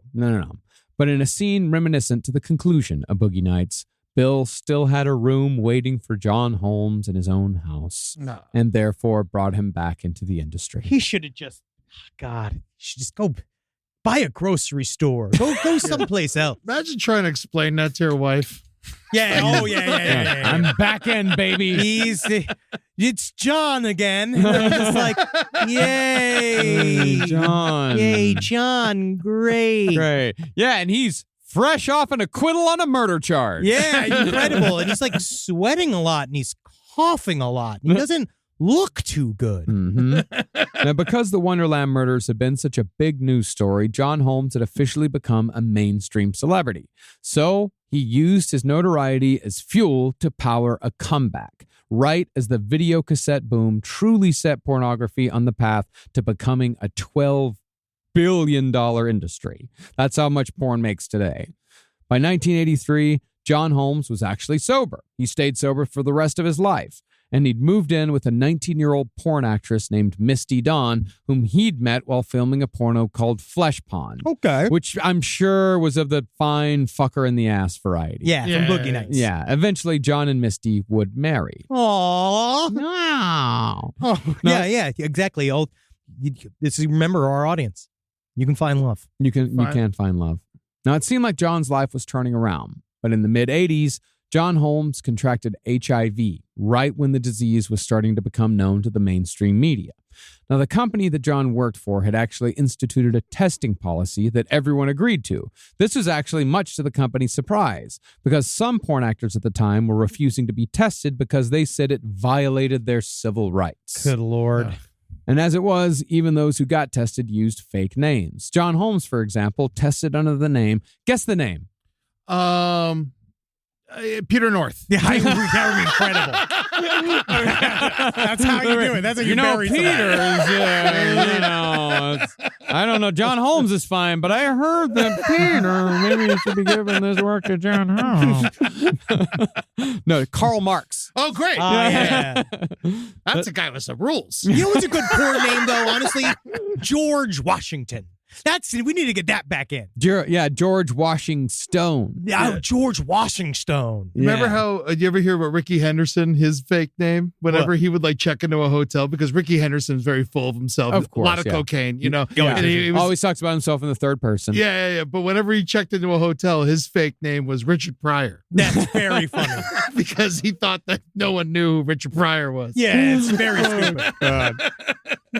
Now, John tested negative the first time he took an HIV test, but he soon after started showing signs of infection. His ears began to bleed, which his doctor somehow blamed on John's years in the army. Yeah, it turns out he was always allergic to tanks. Mm-hmm. And his penis. That's the problem, really. It's mortar. It's a mortar fever. Yeah. And his penis would break out into a rash and bleed if he had sex long enough. Jesus fucking Christ, God. Finally, though, when everything in his body started falling apart, John tested again and came up positive, making John Holmes the first well-known person in the porn industry to be diagnosed with HIV. They say he was the first in the industry diagnosed with HIV, but I am sure he was not the first. He was just the first they knew about. Yeah, it was the first that didn't go missing. Yeah, and they made him the first for the story itself. Well, the porn industry did not make him the first. Well, according to Holmes's widow, though, she believed that someone in the Secret Service injected John with an AIDS needle during a trip to Washington, D.C. on the direct orders of Ronald Reagan in a bid to help destroy the porn industry from the inside out. You know, honestly, I would agree, but it wasn't Ronald. It was Nancy. She's the one who does this. She's the one who had been doing that. She had access to the needles. Yes. Yeah. She made up AIDS. She invented it at the White House. Her, the CIA, John Kennedy, who didn't die. But regardless, and arguably John's most cowardly move yet, his company released a statement that his bad health was caused by colon cancer. He kept performing in films with full knowledge that he had HIV. He made 12 more movies. I heard about this. Yeah, no, what a lunatic. It's like really just like it might be the worst thing he did. Yeah. Well, I don't know. It's between that and trafficking the 15-year-old girl. Yes. Oh, yeah. Yeah, it's between those two things. It's really just kind of neck and neck. Yeah. Well, the way he figured it, and he actually wrote this in his book as a defense. If his fellow performers didn't get AIDS from him, they were likely to get it from somebody else. That's that doesn't make any. Well, he figured if he had it, then everybody had it. It's very nihilistic. Yes, it's just but not it's real. it's very selfish. It's just fucking justifying your own actions. But incredibly, to the best of my knowledge, maybe you know different. Nobody in the industry contracted HIV from John Holmes. I don't know. I mean, come on. Nobody came forward at the very least. Yes. Yeah. No one came forward. No one has said that this was directly connected to it. But we don't know. And he did have scenes with while he was positive, he had some scenes with he had scenes with Tracy Lords. Yeah, very famous people. Yeah. Very, very famous people. Yeah. Man, that's so crazy. Now, do you think is it like, do you think he got it from the gay porn? Do you think he got it from the straight porn? Who knows? Actually, no one knows. It's kind of a mystery. as to where he got it. But most likely, the gay porn. The private life of John Holmes was probably where he got it. And did we really think he was sober at this point, too? I mean, yeah. I mean, by all accounts, but he was pretty his sober. wife said he was fine. You know what I mean? At that point. Yeah. But even more insane than that is the fact that the porn industry completely denied the cause of John's death from AIDS-related complications when it finally happened in a VA hospital in 1988. Yeah, see, it was such a dirty fucking business. They probably just disappeared you. Or If you had just HIV. or you walked away from it yourself, and they basically said, "Get the living fuck out of here." It's it was a very cruel time for this. Yeah. But as John was laying on that deathbed, he was visited one last time by Detective Lang because Lang was still trying to get Eddie Nash for the Wonderland murders. See, Booper, Scott Thorson. Love that name. Oh yeah. Booper. He loved it. Booper, come here, Booper. It's again, pet. I mean, he's a dog. Yeah. He's a little dog that looks like Liberace. Yeah. Since terrifying. Is he still around? Scott Thorson, I believe he has to be dead. I don't know. I think he might still be. I feel like he has to say it was someone. 64-year young. Wow. Yep, he's still doing it. Yep. My dear God, he should Scott. go on tour. I go, well, he doesn't know how to play the piano. Get one of those ghost pianos. But I can definitely, I can identify a piano. That's a piano. That's a conga drum. Thanks, Scott. Scott Thorson had made a deal with the police to testify in exchange for clemency on a drug charge. If you'll remember, Thorson was freebasing with Eddie Nash when Holmes was brought into Nash's house by his hair. And Thorson claimed that Eddie's bodyguard, Gregory Diles, was sent to the Wonderland house with John Holmes to get revenge. In this scenario, John probably covered the Wonderland gang with the Magnum while Gregory Diles beat them to death one by one. Or Diles met more of Nash's men at the scene. Either way, Diles and Holmes went to Wonderland together. Okay. But of course, John refused to get involved even at the end of his life, and he died a month after Detective Lang's plea. Just before dying, though, John made one last request to his wife. Was it to get a priest to come and help me with my way to heaven? No, it was not that. He asked her to view his naked body right before it was rolled into the cremation chamber, just so she could make sure that nobody had cut off his dick. This and is kept real. it for It themselves. sounds like it was about to fall off. Yeah. Apparently, and this is corroborated by both Don and Sharon, John had a lifelong fear of someone cutting off his cock after his death as a keepsake, sideshow, or medical curiosity. They Like should've they did gave it with a- Rasputin's penis. They thought they did. Well, thought they did. Yeah. I was going to say they should have gave it its own coffin. Yeah, that would be incredible. Its own tombstone.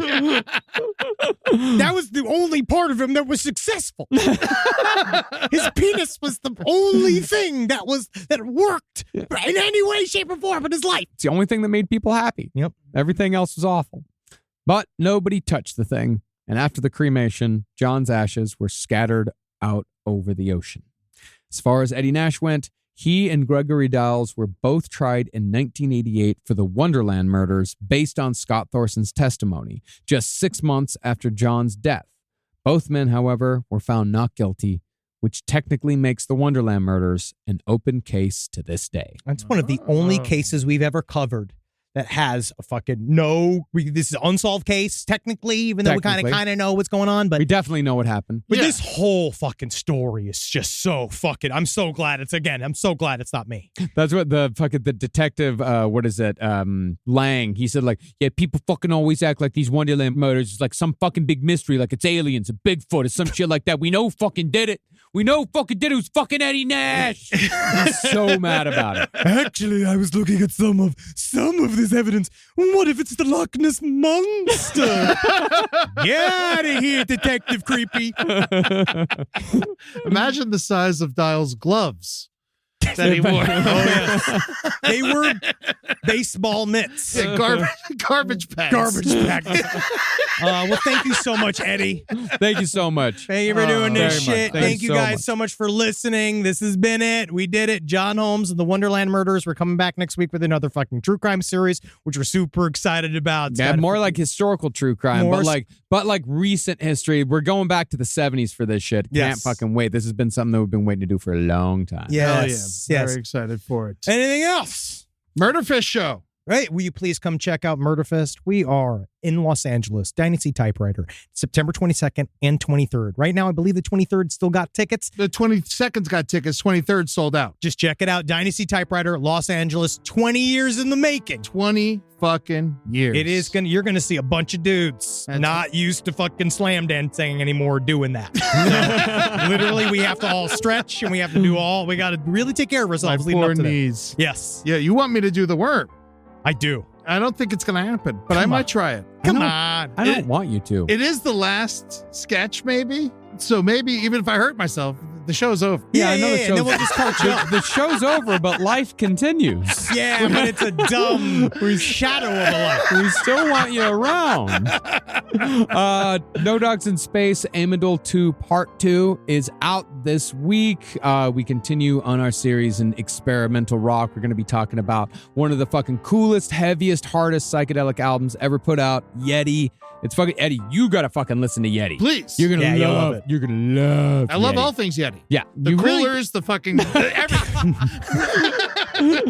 And of course, check out the No Dogs in Space live stream every other Monday on twitch.tv/Last Podcast Network. And check out all our new programming. We got it all over. We're going to have stuff next week. We're Tears for Clowns coming back, Good Puds, doing a bunch of stuff. We're really excited. And of course, the brighter side. The brighter side. One of the greatest podcasts about positivity you'll ever fucking hear. It's better than Michelle Obama's fucking positivity podcast. I'll tell you, this bitch comes for my game. I'm the positivity podcast guy. Michelle Obama tries to step in my fucking ring. This is a good way to end. She's going down. I'm really happy. Perfect. I'm always glad we end with a good old-fashioned anti-Michelle Obama screed. It's great. Yeah, it's great.